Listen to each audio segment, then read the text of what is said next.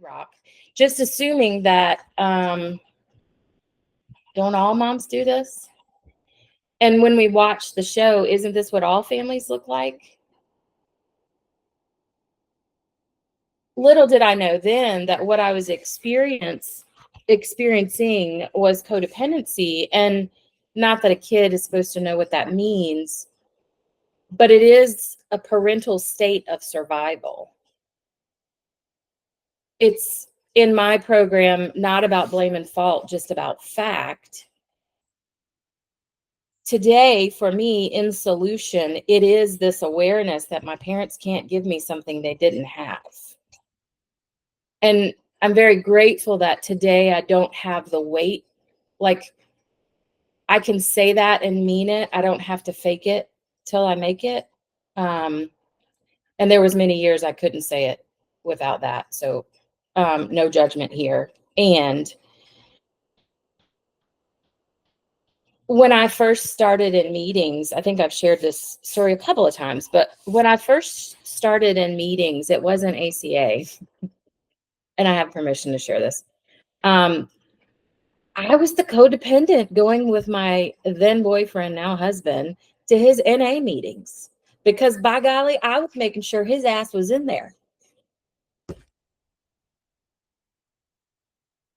And that was definitely fueled by the fact that I'd already lost my dad. So there was still this struggle of, I can save him. And when I sat in those rooms, and the majority of my husband's home group back then, almost 20 years ago, was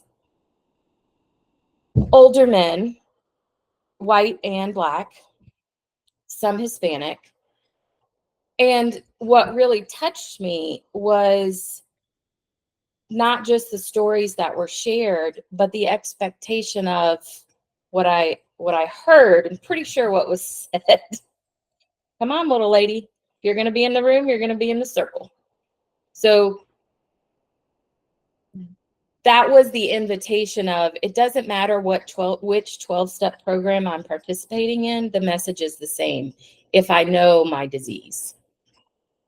That's not easy to do at the beginning, and if you haven't experienced that, there's no pressure, and a lot of the 12 steps are similar. What I experienced was acceptance in my sickest state.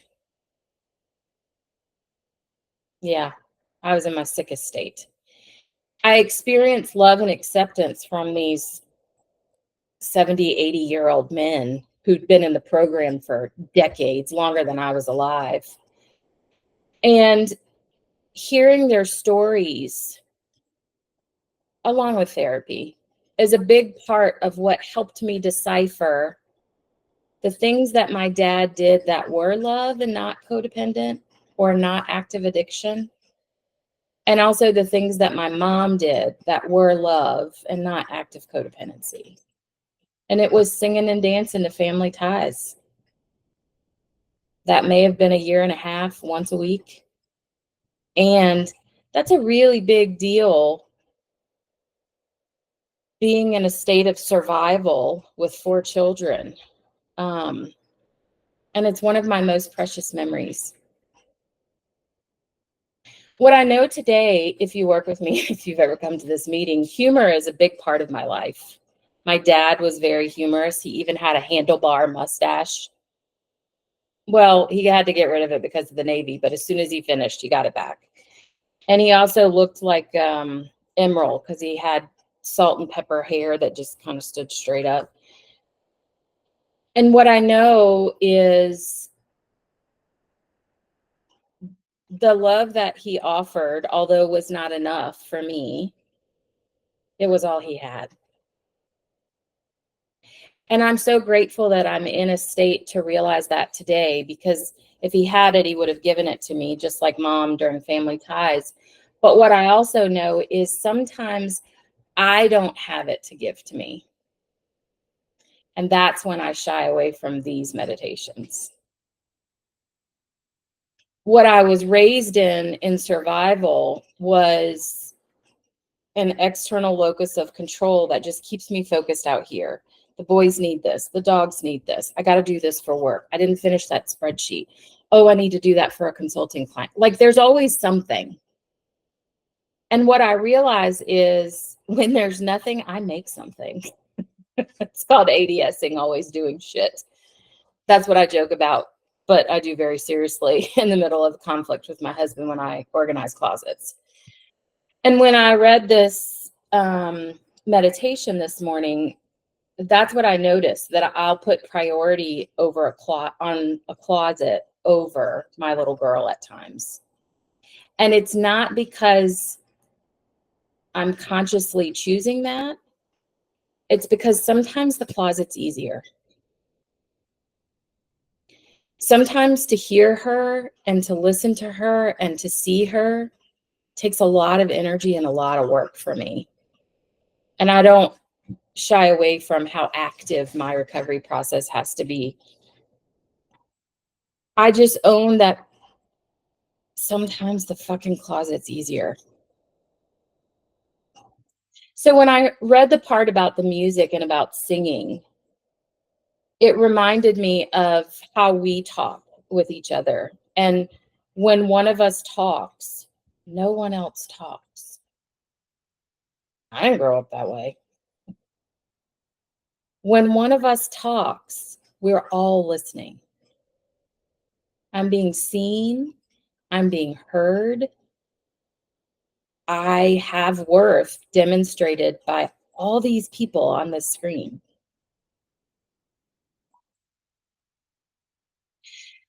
So connecting solution and love, connecting the gentleness and the love and the respect, I have work to do on reparenting. And I will always have work to do on reparenting.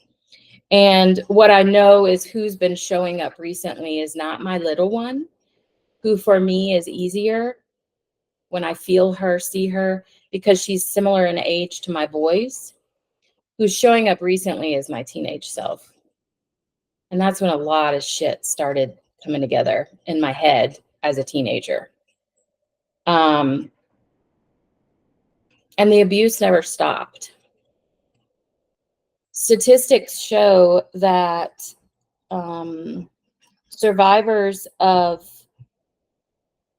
inappropriate behavior, sexual assault, violations are 3 times as likely to become a victim again. There's a reason for that statistic, because it's also a generational pattern.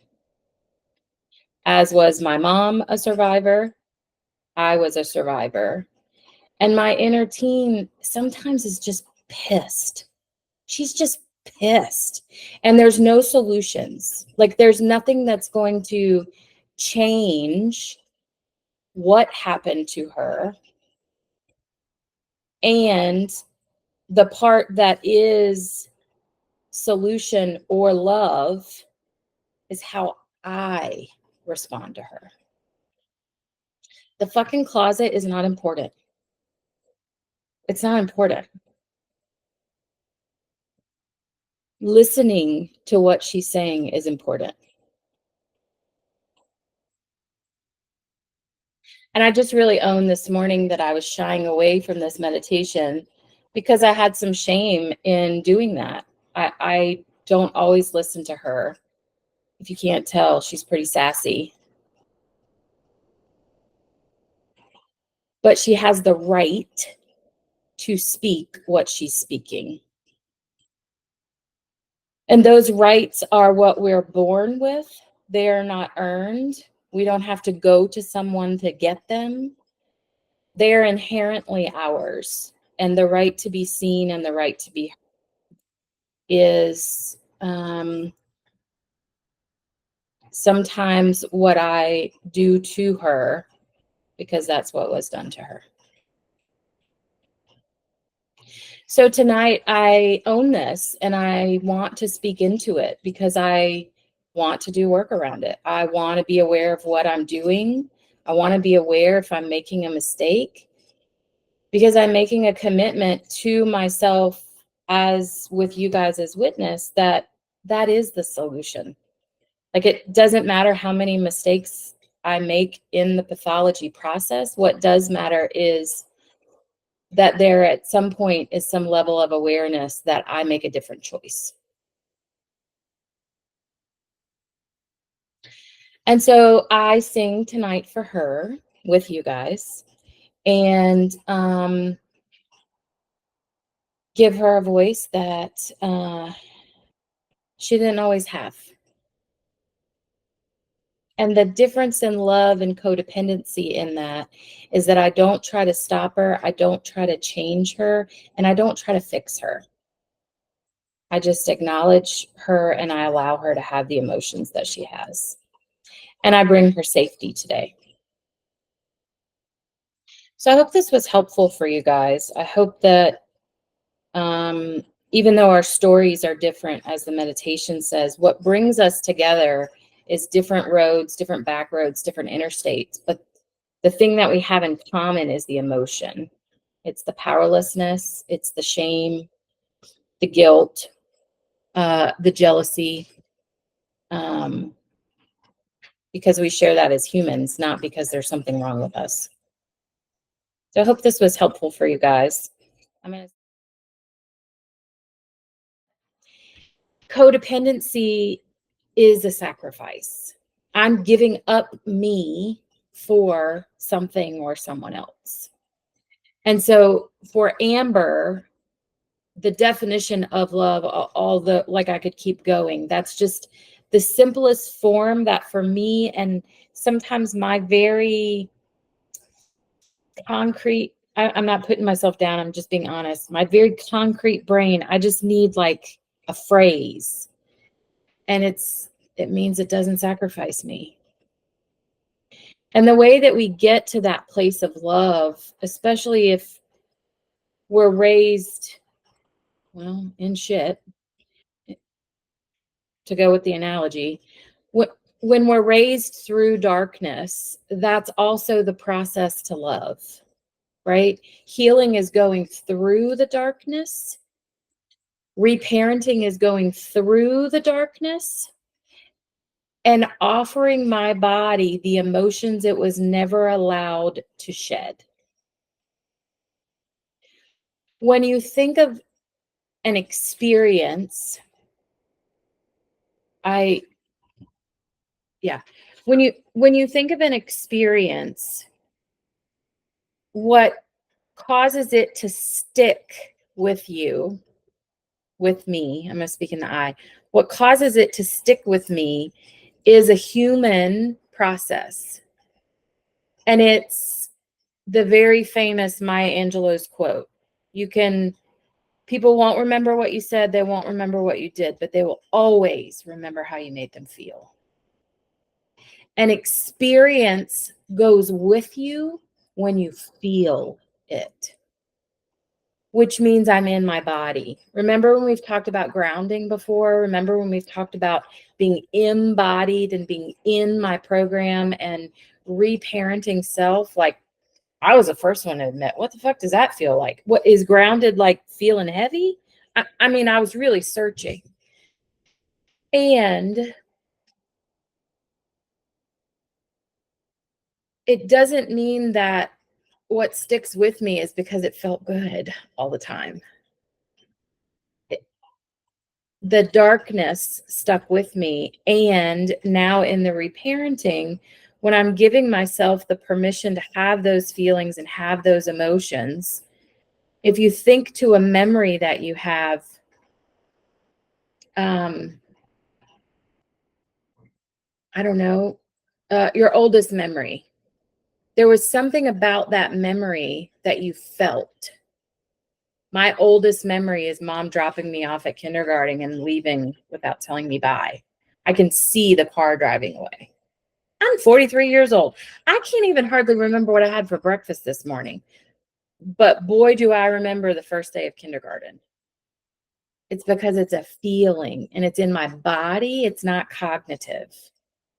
So what we're doing in reparenting is, it's not about what I say to her, because I can't say anything to change it and I can't fix it. And when I'm just there and I just let her talk, because she talks a lot, um, she feels seen and she feels heard. So the tool would be the reparenting. And when you guys, when I'm asked, how do I know that I'm connected to her or him? How do I know that my little self is there and we're in the moment? Um, I know Teenage Am is showing up when Dixie Chicks is blaring on the Alexa. I'm an 80s baby. Dixie Chicks was the shit. Like, that's just who I am. And I also know when I'm younger than that because I grew up listening to Nat King Cole and like my parents' music. So the right brain activity, drawing, music, um, cooking, the smells, the right brain activity, that's not only where trauma's stored, it's also creativity. It's also our innocence and our most vulnerable part of our identity. So when you can use the arts of any kind, usually you are connected to the younger self, especially if you feel it.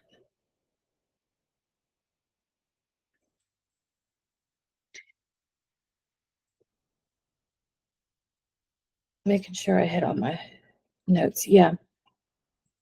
So thank you for letting me share this tonight. Thank you for um, allowing me to own the work that I want to do and just own that I shy away from some of these sometimes and I don't read it like I read others. And it's because I love is scary and that's okay.